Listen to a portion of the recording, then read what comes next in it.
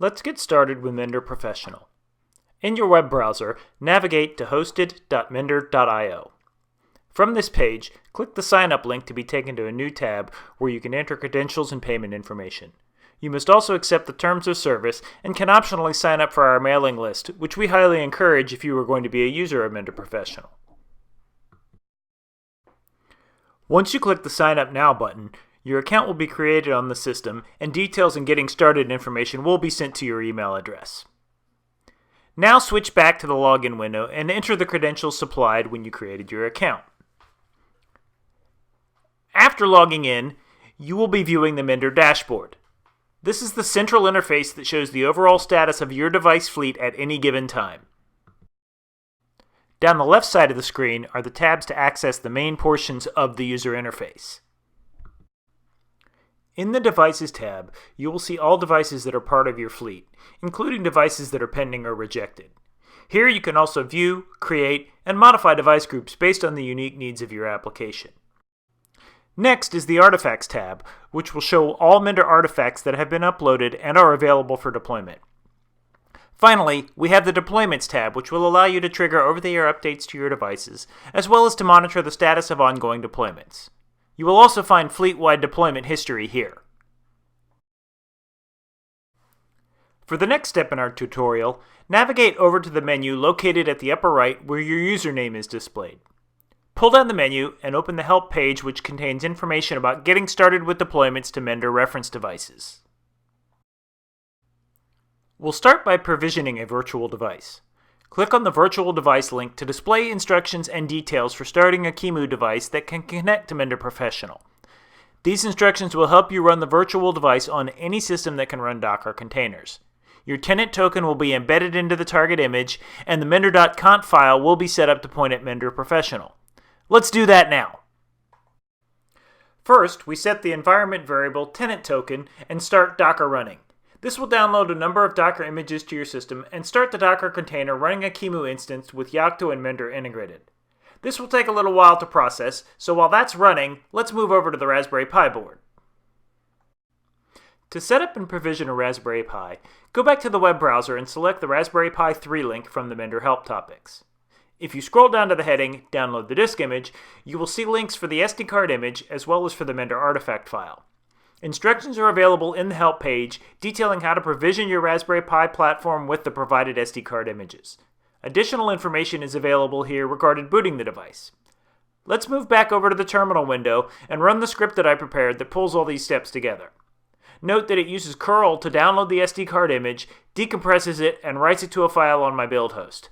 After that, the DD utility is used to flash the image to the SD card.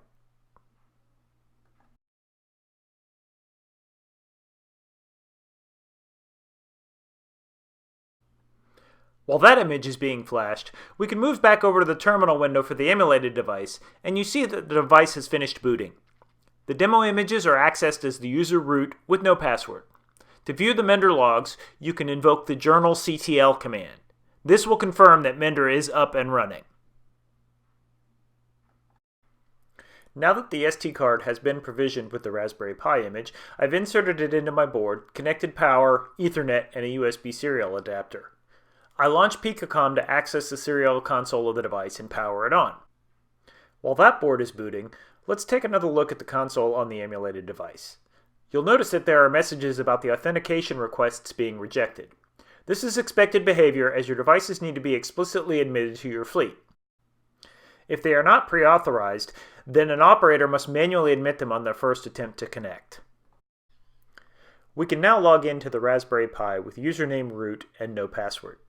Viewing in the Mender logs, we will see the Mender client generating the initial device keys and then attempting to connect to the server, at which time we will see the authentication requests being rejected. Now that both devices are running and attempting to connect to the server, if we return to the Mender UI, we will see them listed as pending authorization. In this case, we are expecting them, so we will authorize them to be admitted. Once the devices are in the fleet, on their next check-in with the server, they will transmit their inventory information. Once the inventory has been received by the server, we will note the device types are as expected, and both systems are installed with the image version Mender 1.5.0. Clicking through the summary information will open up the device details, where you can see fields such as the MAC address, IP address, CPU model, and other pertinent information. Now, let's deploy some updates to these devices. Navigate back to the Mender help pages to download compatible Mender artifacts. Select the appropriate help topic from the list on the left of the page. In this screen, you will see artifacts compatible with each of the reference devices. The Artifact 1 column contains the same root file system as was deployed previously, and the Artifact 2 column contains the new software version that we want to install. Download the artifacts you need. When the download's complete, navigate back to the Mender UI and select the Artifacts tab.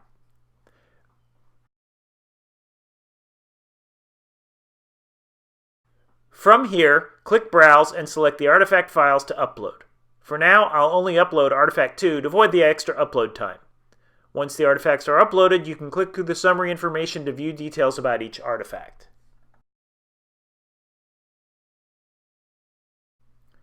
To actually trigger this deployment, navigate to the Deployments tab and click the Create a Deployment button.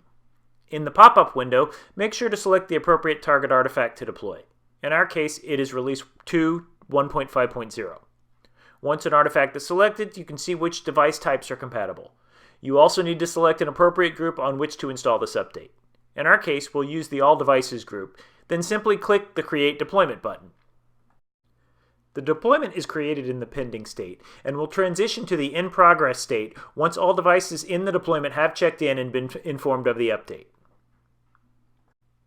If we switch back to our device console windows, you'll notice that there are log messages indicating that a new update is being installed.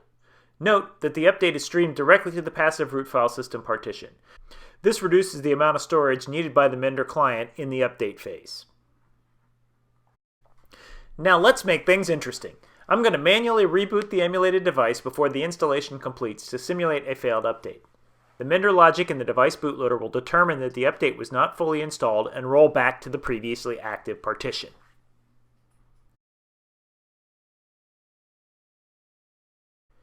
Now we see that the Raspberry Pi has completed the install and is rebooting. Once the system is up and running, the Mender client will connect to the server, report a successful update, and commit it so that subsequent reboots will use the newly installed partition. If we navigate back to the Mender UI, we see that the deployment is now marked as complete, with one of the devices reporting success and one of the devices reporting failure, as expected. Similarly, if we go to the Devices tab, we see that the Raspberry Pi does have the new Release 2 update, but the emulated system does not. And that is Mender Professional. Thank you for your time. Please reach out to us at contact@mender.io with any questions.